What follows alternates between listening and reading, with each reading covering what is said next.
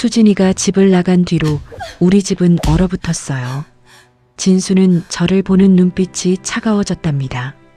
아침에 일어나서 식탁에 앉아도 말이 없었어요. 신문만 보면서 커피를 마시는 남편을 보면서 저는 몇십 년을 함께 산 사람이 이렇게 멀어질 수 있구나 싶었답니다. 당신, 오늘 저녁엔 뭐 먹고 싶어? 제가 조심스럽게 물었어요. 진수는 신문에서 눈을 떼지도 않고 대답했답니다. 아무거나. 그 말만큼 쓸쓸한 대답이 또 있을까요? 저는 부엌에 서서 감자를 깎았어요. 눈물이 나와서 앞이 잘 안 보였답니다. 칼에 손가락을 베었어요. 피가 났지만 아프다는 생각도 안 들었어요. 그냥 마음이 너무 아파서 손가락 통증 같은 건 느껴지지도 않았답니다. 수진이한테 전화를 걸어봤어요. 하루에 서너 번씩 걸었지만 받지 않았어요. 문자를 보내도 답이 없었답니다. 수진아, 엄마야. 밥은 먹고 다니니? 건강해야 해. 수진아, 미안해. 엄마가 미안해. 딸아, 한 번만 통화하자. 엄마 목소리만 들어도 좋으니까. 보낸 문자들은 모두 읽은 표시만 떴을 뿐 답이 없었어요. 일주일쯤 지났을 때 큰딸 미경이가 집에 왔어요. 얼굴이 굳어 있었답니다. 평소엔 환하게 웃으며 들어오는 아이인데 그날은 달랐어요. 엄마, 수진이 만나봤어. 그래, 건강해? 엄마, 왜 그러는 거예요? 미경이가 저를 똑바로 쳐다보며 물었어요. 목소리에 서운함이 묻어 있었답니다. 수진이가 얼마나 울던지. 켄지 씨 정말 좋은 사람이던데 왜 그렇게 반대하세요? 미경아, 일본 사람이라서 나이 차이 때문에 그게 뭐가 중요해요? 수진이가 행복하면 되는 거잖아요. 미경이도 저를 이해하지 못했어요. 당연했답니다. 어떻게 이해하겠어요? 진실을 모르는데. 엄마도 이유가 있어. 무슨 이유인데요? 말해보세요. 저는 입을 다물었어요. 말할 수가 없었답니다. 미경이는 한숨을 쉬며 가방을 들었어요. 엄마, 너무하시는 거 아니에요? 수진이가 엄마 때문에 얼마나 힘들어하는지 아세요? 그리고 돌아서 나갔어요. 미경이마저 저를 원망하는 눈빛이었답니다. 저는 소파에 주저앉았어요. 두 딸 모두 저를 이해하지 못했어요.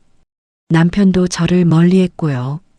저는 완전히 혼자였답니다. 밤마다 잠을 못 잤어요. 천장을 바라보면서 생각했답니다. 어떻게 해야 하지? 진실을 말해야 할까? 아니면 끝까지 숨겨야 할까? 진실을 말하면 모든 게 무너져요. 진수는 제가 수십 년 동안 거짓말을 했다는 걸 알게 될 거예요. 일본에서 다른 남자의 아이를 낳았다는 것도요.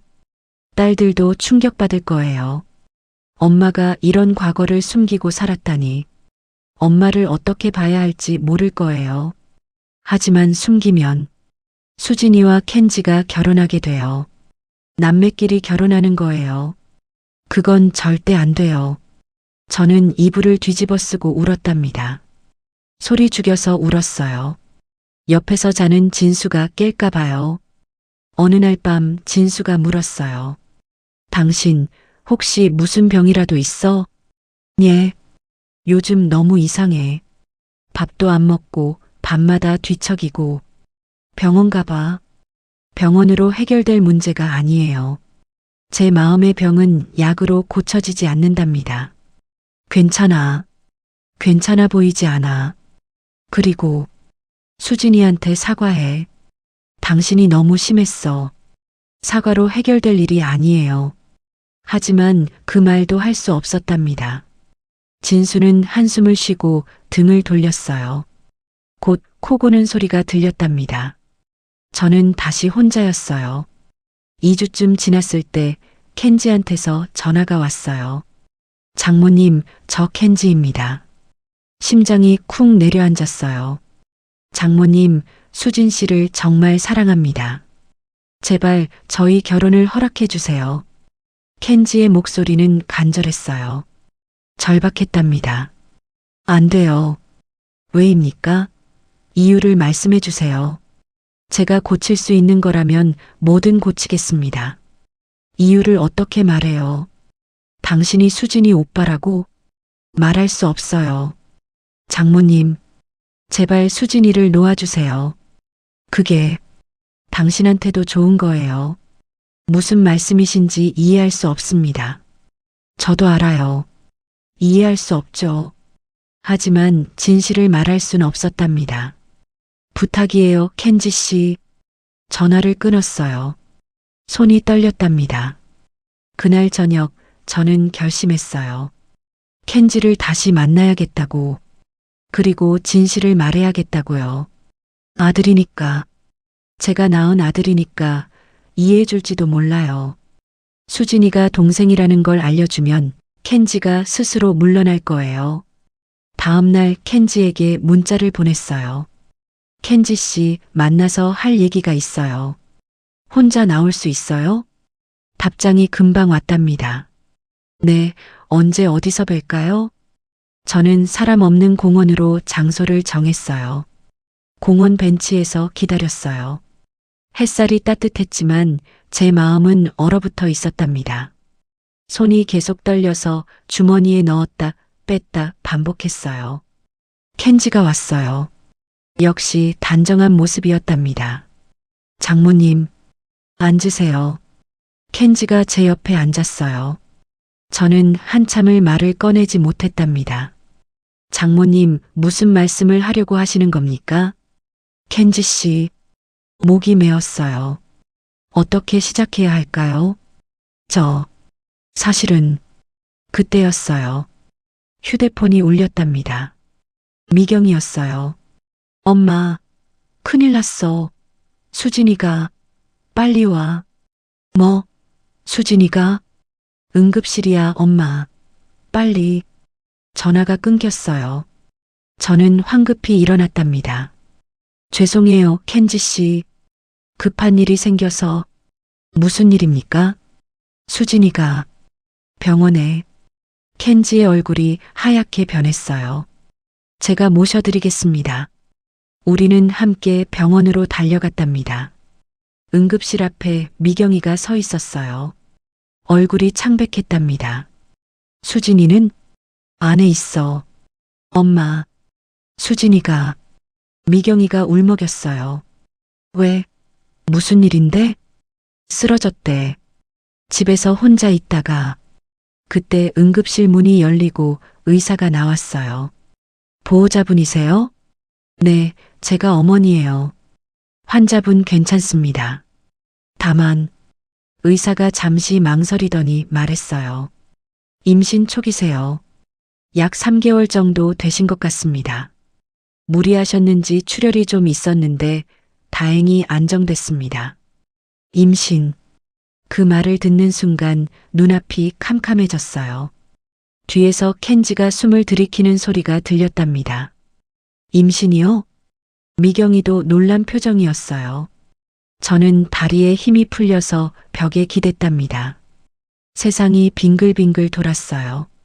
수진이가 임신했어요. 켄지의 아이를요. 오빠의 아이를요. 수진이가 있는 병실로 들어갔어요. 창백한 얼굴로 누워있는 딸을 보면서 눈물이 왈칵 쏟아졌답니다. 수진아. 수진이가 눈을 떴어요. 저를 보더니 눈물을 흘렸답니다. 엄마, 왜 진작 말 안 했니? 엄마가 반대하실까봐. 무서워서. 수진이가 제 손을 잡았어요. 엄마, 저 이 아기 낳을 거예요. 켄지 오빠랑 결혼하고 행복하게 살 거예요. 안 돼. 엄마, 제발요. 이유를 말해주세요. 왜 안 되는 거예요? 수진이가 울면서 물었어요. 밖에서 켄지와 미경이가 지켜보고 있었어요. 진수한테서도 전화가 왔는지 복도에서 남편의 목소리가 들렸답니다. 저는 수진이의 손을 꽉 잡았어요. 말해야 해. 이젠 말해야 해. 더 이상 숨길 수가 없어. 수진아, 엄마가 엄마가 할 말이 있어. 뭔데요? 눈물이 멈추지 않았어요. 숨겨왔던 비밀을 이제 말해야 했답니다. 켄지 씨는 네. 그 순간 병실 문이 열렸어요. 진수가 들어왔답니다. 수진아, 괜찮니? 진수가 딸에게 달려갔어요. 그리고 켄지를 봤답니다. 켄지 씨도 와 있었군요. 장인어른. 진수는 수진이를 보며 물었어요. 임신했다며? 진작 말하지. 결혼 준비해야지. 당신, 제가 소리쳤어요. 진수가 놀라서 저를 봤답니다. 왜 그래? 안 돼요. 이 결혼은 절대 안 돼요. 당신 또 시작이야? 손주까지 생겼는데 무슨 소리야? 저는 주저앉았어요. 이젠 정말 끝이에요. 모든 걸 말해야 할 때가 온 거예요.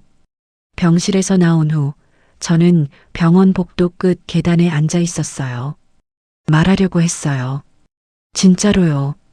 수진이한테, 진수한테 모두에게 진실을 말하려고 했답니다.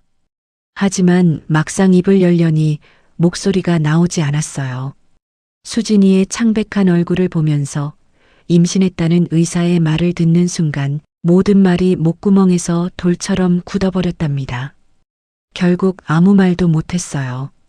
진수는 화가 나서 집으로 돌아갔고 켄지는 수진이 곁을 지키겠다고 병실에 남았어요.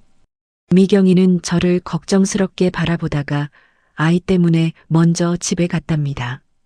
복도에 앉아서 멍하니 창밖을 바라봤어요. 어둠이 내리고 있었답니다. 병원 불빛들이 하나둘 켜지고 복도를 지나다니는 사람들의 발소리가 들렸지만 제겐 아무것도 들리지 않는 것 같았어요. 임신 3개월. 수진이가 켄지의 아이를 가졌어요. 오빠의 아이를요. 손으로 얼굴을 감싸고 한참을 그렇게 있었답니다. 간호사가 지나가며 괜찮으냐고 물었지만 저는 고개만 끄덕였어요. 괜찮을 리가 없는데 말이죠. 집에 돌아왔을 때 밤 11시가 넘었어요. 진수는 벌써 잠들어 있었답니다.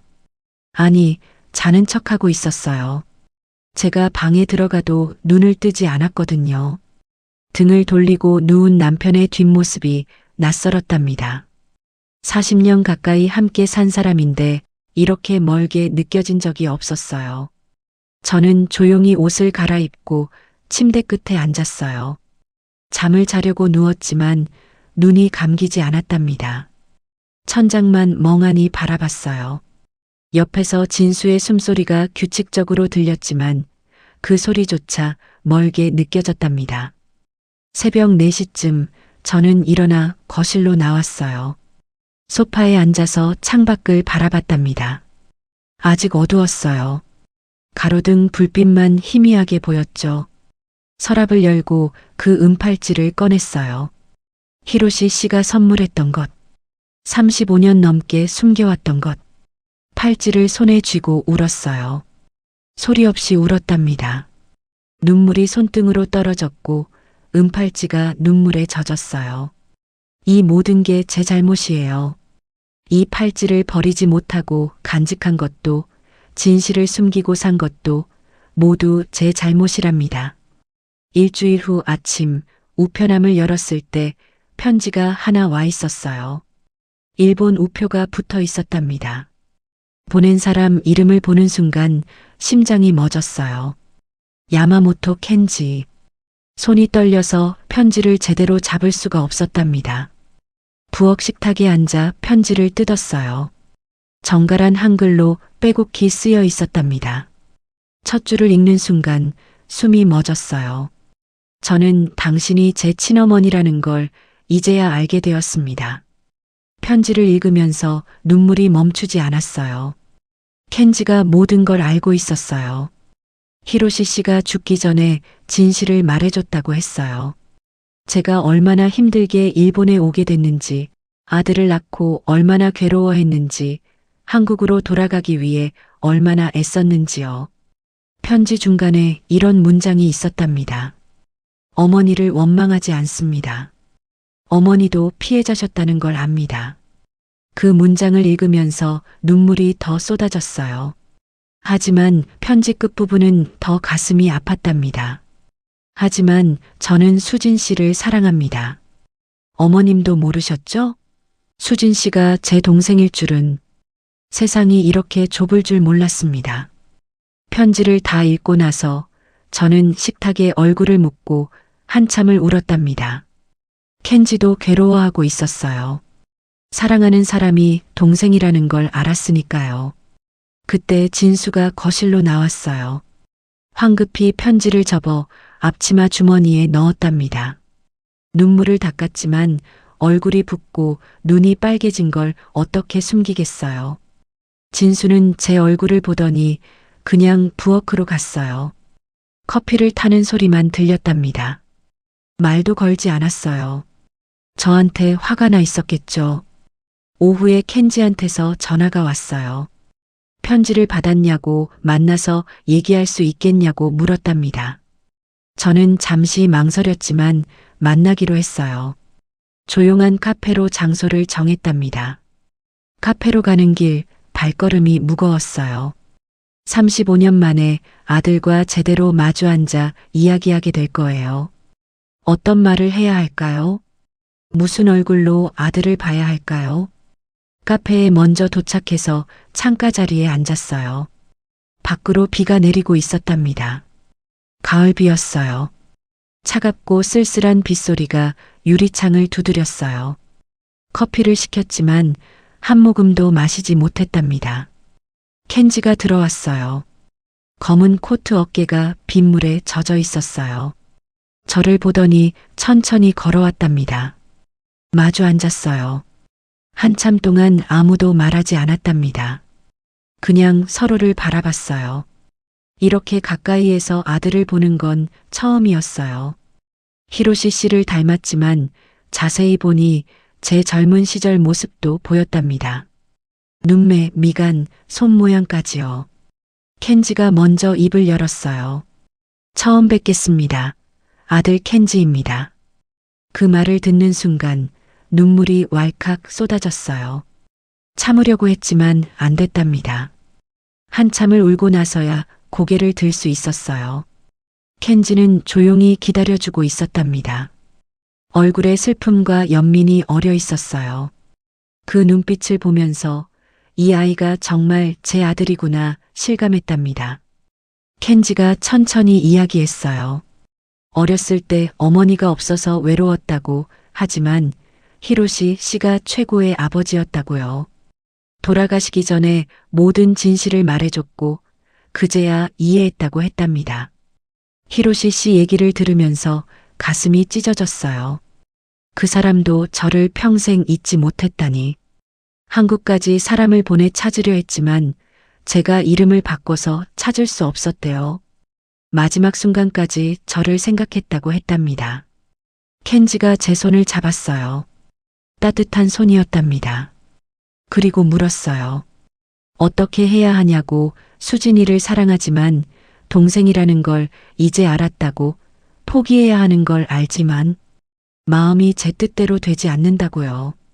저는 켄지의 손을 꼭 잡았어요. 이 아이도 저처럼 괴로워하고 있었답니다. 사랑하지만 가질 수 없는 사람 때문에요. 수진이는 아직 몰라요. 진실을요. 겨우 그렇게 말했어요. 알고 있습니다. 켄지가 고개를 떨어뜨렸답니다. 말해야 하는 걸 알지만 어떻게 말해야 할지 모르겠어요. 저도 몰랐어요. 어떻게 딸한테 말해야 할지요. 한참을 그렇게 앉아 있었어요. 켄지가 가방에서 낡은 사진 한 장을 꺼냈답니다. 제가 젊었을 때 사진이었어요. 어떻게 히로시 씨가 이 사진을 가지고 있었는지 모르겠어요. 아버지가 평생 간직하셨던 사진입니다. 돌아가시면서 저한테 주셨어요. 사진 속 제 모습은 웃고 있었어요. 행복했던 시절이었답니다. 아직 아무것도 모르던 세상이 밝고 아름답기만 하던 그때요. 어머니도 힘드셨을 거예요. 저를 두고 떠나는 게요. 켄지의 목소리가 떨렸어요. 아버지가 그러셨어요. 어머니가 제 얼굴을 보면서 매일 울었다고요. 떠나기 전날 밤에는 제 이마에 입 맞추시면서 미안하다고 사랑한다고 계속 속삭이셨대요. 기억이 났어요. 그날 밤을요. 켄지가 자고 있을 때 저는 아기 얼굴을 한참 바라봤답니다. 작은 손, 작은 발, 숨 쉬는 모습까지 다 기억에 새기려고 했어요. 미안해. 정말 미안해. 제 입에서 계속 그 말만 나왔답니다. 켄지가 고개를 들어 저를 봤어요. 눈에 눈물이 고여 있었답니다. 이제 어떻게 해야 할까요? 저도 모르겠어요. 정말 모르겠답니다. 카페를 나올 때까지 비가 내렸어요. 켄지와 헤어지면서 저는 한 가지만 부탁했답니다. 수진이한테 제가 말하겠다고요. 조금만 시간을 달라고요. 켄지는 고개를 끄덕였어요. 하지만 그 눈빛에서 고통이 보였답니다. 이 아이도 매일 괴로워하며 지내고 있겠죠. 집으로 돌아오는 버스 안에서 창밖을 바라봤어요. 빗속을 걷는 사람들이 보였답니다. 우산을 쓰고 서둘러 걷고 각자의 집으로 돌아가는 사람들이요. 저도 집으로 돌아가고 있었지만 그곳이 더 이상 안전한 곳이 아니었어요. 진실을 말해야 하는 순간이 점점 다가오고 있었으니까요. 집 앞에 도착했을 때 저는 한참을 서 있었답니다. 문을 열고 들어가기가 무서웠어요. 하지만 들어가야 했답니다. 진실을 말해야 할 시간이 다가오고 있었으니까요.